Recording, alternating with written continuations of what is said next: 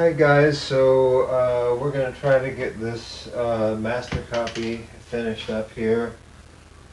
As you can see, I have most of the details and the objects done, so what I need to do now is finish off with some glazing and getting this background. As you can see from the main thing that's different from the original, it has all these thin washes of different colors to add the texture to the background and this bottom here. So since we have so much space in the background here, I'm going to experiment with some different techniques and stuff. So what what I'm going to try first, I've got kind of a greenish, reddish, brownish color that I've mixed together with a bunch of this glazing fluid, if you can see that. And I'm just going to do that with a little bit of water. Let's get some paper towels here. And just get a tiny bit on here. And I'll start out with the darkest area. And let's see what this does right here.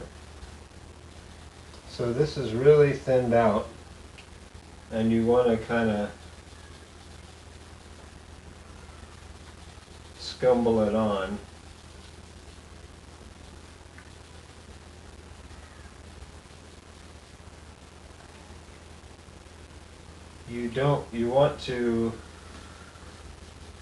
You want it to not really look brush strokey.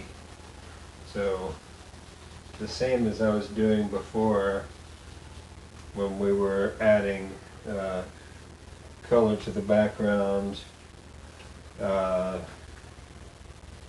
know, you can kind of put some on here and then go up and down and diagonally. And this might be a little bit too much.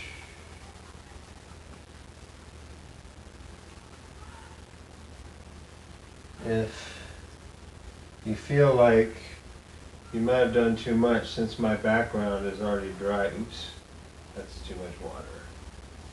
You can take it off with water while it's still wet. But now I have a different problem.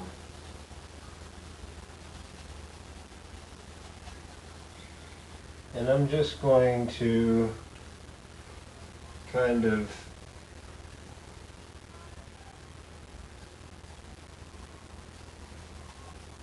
look at my reference and scumble a bunch of this stuff on here. You can use also round brush strokes as well. And if you get some on your objects, you know, don't worry about that too much. I probably will actually do a little bit of a glaze over that anyway, so, and you can always paint over it. Kind of a good rule of thumb for everything. And obviously the thinner you want it to be, the more water you add. The darker you want it to be, the more paint you add, and so forth. And especially if I want to paint a little over my objects, if it's too much, I can always get water and take it out. But if you get a little bit of this over your subject here, it unifies the piece somewhat. So don't be afraid to experiment with this. I'm trying to sort of imitate his texture with like little tiny round brush strokes like this. And I'm going to put a little bit on the tabletop of this color And as this dries a little bit, you can kind of smooth it out some. So as you can see on this side here where I put the glaze on, you have a little bit more texture, a little bit more like the original painting, which is obviously the problem you're going to have with this sort of thing is always that it's an oil painting and you're using acrylics, so it's tough to match it exactly. Okay, I'm going to let that dry a little bit. Then there's a little bit of this color over here. It's not as dark. And you can do different colors of this too. Now you can see that, you know, there's somewhat more texture to the background here. And it helps me to put, you know, sort of a light halo so it gets darker as you go into the corners around the, you know, the main subject here. So next I'm going to try and do something with the bottom. So now I have most of my background done here. I'm going to deal with this bottom area that is the table. I made it maybe a little bit taller than the actual painting. But what I'm going to do is I'm going to turn this upside down so I can really get to this part. I've mixed up some of my sort of background pink with my glazing fluid. And I'm going to do the same thing with this that I did with the background. I've got plenty of room to experiment, so let's just get a little bit of that on the brush. And what I'm seeing here might be actually a little bit too blue, so let's just see what happens. And remember, I'm going backwards, so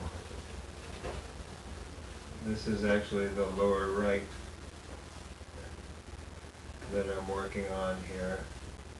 And this is still kind of not totally doing what I want. I'm going to put a little bit more red in this. This color also has yellow and white in it, so any blue or red that I put into it should make it darker. Let's just get some of that and see what we see. And I think that that's a little bit too red. So I'm going to go ahead, while that is still wet, and take it down a bit. Now I'm going to go with some of my original dark that I was using over here, and I'm going to throw a little bit of that on top of this. See if I can get some of this texture down here. You don't want this to look too bristly, so you kind of have to keep smoothing it out as it dries. I'm going to kind of mix my two glazes a little bit. See if I can get kind of a middle color that I see over in this area. So I mixed up a little bit of this yellow and did a layer with that too, and so you see you have some more texture on this bottom part. Actually, I'm going to take my dry brush.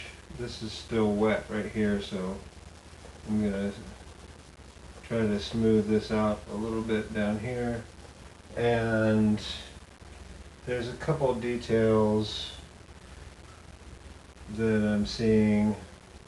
Right here there's this sort of little halo around this flower down here.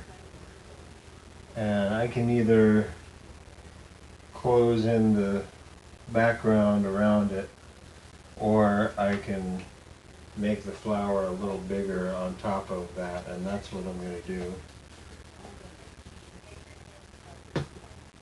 So let's see. Let me put this up a little bit.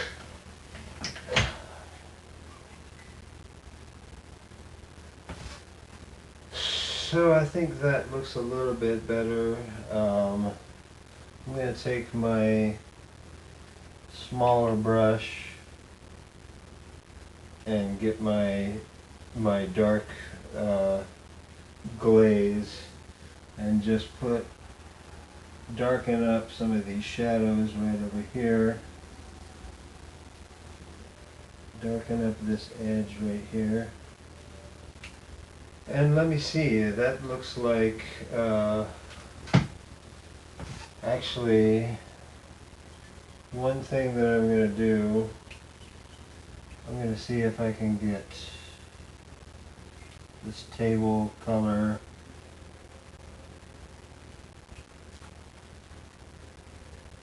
to make this edge here, this reflection, a little cleaner.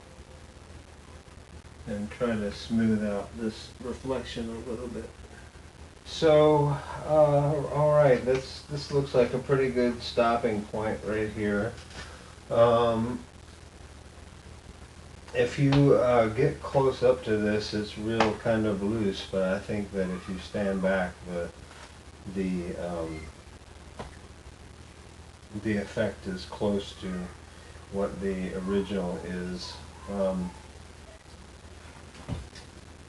I would say that if I were to start this over again, I would do more of that texture on the background first, and then come back and do the details. But all in all, I think it's and probably the vase is a little bit thick, but I don't want to mess with that too much right now. So I'm pretty happy with it. I hope that you all